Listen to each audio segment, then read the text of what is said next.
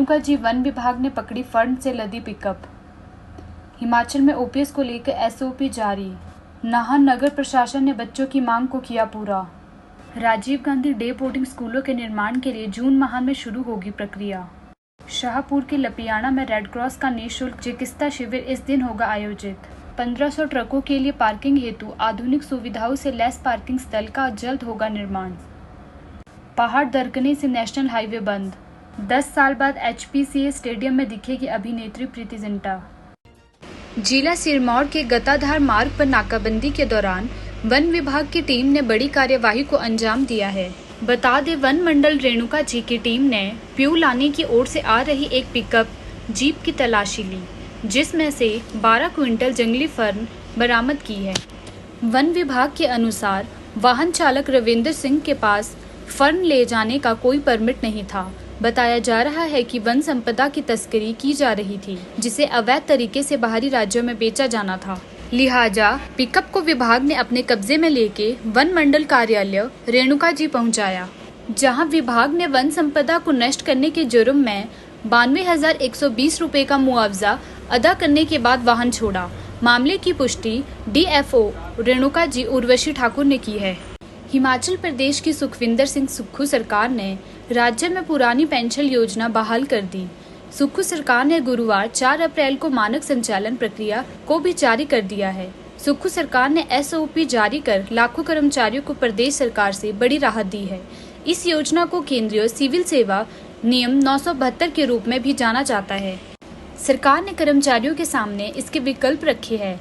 SOP के अनुसार जो कर्मचारी राष्ट्रीय पेंशन प्रणाली यानी एनपीएस के तहत रहना चाहते हैं, वे इन निर्देशों के जारी होने के 60 दिनों के भीतर इसका विकल्प संबंधित कार्यालय प्रमुख को पेश करेंगे। ऐसे कर्मचारियों को राष्ट्रीय पेंशन प्रणाली में कवर किया जाना जारी है। राष्ट्रीय पेंशन प्रणाली के तहत अंशदान कर्मचारी की रिटायरमेंट तक पेंशन फंड नियामक और विकास प्राधिकरण विनियमों के अनुसार जमा किया जाएगा। केंद्रीय सिविल सेवा नियम 972 के तहत पेंशन पात्रता मानदंड पूरा करने वाले जिन एनपीएस कर्मचारियों की 15 मई 2003 से 23 मार्च 2023 के बीच पहले ही सेवानिवृत्त या मृत्यु हो चुकी है, ऐसे सेवानिवृत्त और मृत कर्मचारी के पात्र परिवार के सदस्य निर्धारित प्रारूप पर विकल्प का इस्तेमाल करने पर 1 अप्रैल 2023 से पेंशन के हकदार होंगे। जिला मुख्यालय नाहन के चौगान मैदान में चल रहे जोड़ मेला के समय में जिला प्रशासन के द्वारा 2 दिन की बढ़ोतरी की गई है। प्रशासन के द्वारा समय में बढ़ोतरी लोगों और बच्चों की मांग को देखते हुए की गई है। चौगान मैदान में चल रहा मेला 5 मई को समाप्त हो जाना था। प्रशासन के द्वारा दी गई मंजूरी के बाद यह मेला शनिवार को समाप्त हो जाएगा। प्रशासन के द्वारा लिए गए इस फैसले का शहर की जनता के द्वारा स्वागत किया गया है। प्रदेश कांग्रेस प्रवक्ता रूपेंद्र ठाकुर, जिला कांग्रेस महासचिव नरेंद्र तोमर, महिला कांग्रेस जिला अध्यक्ष उपमा धीमान आदि ने कहा कि शहर में मनोरंजन को लेकर बच्चों की भावनाओं का सम्मान किया जाएगा। उन्होंने कहा कि नाहन के विधायक ने पूर्ण विश्वास दिलाया है कि जल्द ही आयोजित होने वाले जोड़ मेला को जिला स्तरीय मेला घोषित करवाया जाएगा। वहीं मेला ऑर्गेनाइजर पवन वर्मा और सत्यनारायण ने लोगों से अपील करते हुए कहा कि बढ़ाए गए समय के अनुसार वह 2 दिन और अपनी सेवाएं देंगे, जिसमें लोग बढ़ चढ़कर हिस्सा ले सकेंगे। उन्होंने प्रशासन के द्वारा बढ़ाए गए समय को लेकर आभार भी व्यक्त किया है। उधर नाहन नगर प्रशासन के कार्यकारी अधिकारी संजय तोमर के द्वारा खबर की पुष्टि की गई है।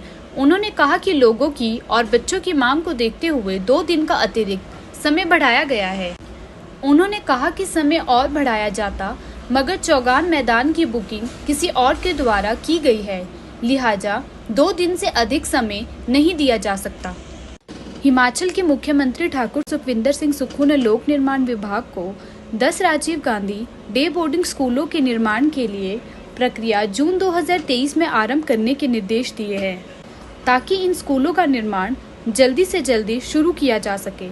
उन्होंने शिक्षा विभाग की बैठक की अध्यक्षता करते हुए यह बात कही। मुख्यमंत्री ने कहा कि प्रदेश सरकार ने सभी विधानसभा क्षेत्रों में एक डे बोर्डिंग स्कूल खोलने का निर्णय लिया है, जिसमें से नादौन, बड़सर, पालमपुर, शाहपुर, जसवा, ज्वाली, जुब्बल, कोटखाई, किन्नौर और हरोली विधानसभा क्षेत्रों में इसके लिए भूमि शिक्षा विभाग के नाम हस्तांतरित कर दी गई है। उन्होंने कहा कि राज्य में गुणात्मक शिक्षा प्रदान करने की दिशा में यह विद्यालय आदर्श स्कूल के रूप में स्थापित किए जाएंगे। उन्होंने कहा कि इन विद्यालय भवनों के लिए स्थल अनुरूप विस्तृत परियोजना रिपोर्ट तैयार की जाएगी। ठाकुर सुखविंदर सिंह सुक्खू ने कहा कि पिछले चरण में नर्सरी पूर्व से 5वीं कक्षा तक के लिए ब्लॉक निर्मित किए जाएंगे और यह कार्य 18 माह में पूर्ण करने का लक्ष्य रखा गया है। उन्होंने कहा कि राजीव गांधी डे बोर्डिंग स्कूलों में अधिक सुविधाएं उपलब्ध होगी, जिससे बच्चों का और बेहतर ढंग से व्यक्तित्व विकास हो सकेगा। वे भविष्य की चुनौतियों का सामना करने के लिए सक्षम हो सकेंगे। उन्होंने कहा कि इन स्कूलों में शिक्षकों को प्रतिनियुक्ति आधार पर नियुक्त किया जाएगा। उन्होंने कहा कि इन स्कूलों में गुणात्मक शिक्षा पर विशेष ध्यान केंद्रित किया जाएगा और सीबीएसई बोर्ड के माध्यम से शिक्षा प्रदान की जाएगी। मुख्यमंत्री ने कहा कि प्रदेश सरकार शिक्षा प्रणाली में सुधार के लिए कार्य कर रही है और Rajiv Gandhi day boarding school इस दिशा में एक सही पहल है। ठाकुर सुखविंदर सिंह सुक्खू ने शिक्षा विभाग को इन स्कूलों के लिए एक संकल्पना पत्र तैयार करने के निर्देश देते हुए कहा कि इसकी समीक्षा के लिए शीघ्र ही एक अन्य बैठक भी आयोजित की जाएगी।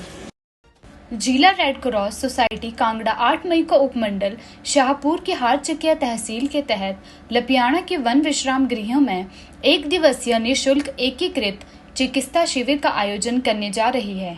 शाहपुर के विधायक केवल सिंह पठानिया सोमवार 8 मई को प्रातः 10 बजे इस शिविर का शुभारंभ करेंगे।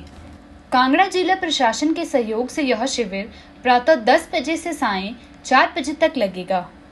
जिला रेड क्रॉस सोसाइटी कांगड़ा के सचिव ओपी शर्मा ने बताया कि इस शिविर में रक्तदान, चिकित्सा जांच, आयुष विभाग द्वारा चिकित्सा जांच, महिला रोग जांच, शिविर प्रदर्शनियां, सहायक उपकरणों का वितरण तथा निःशुल्क दवाइयां भी वितरित की जाएगी।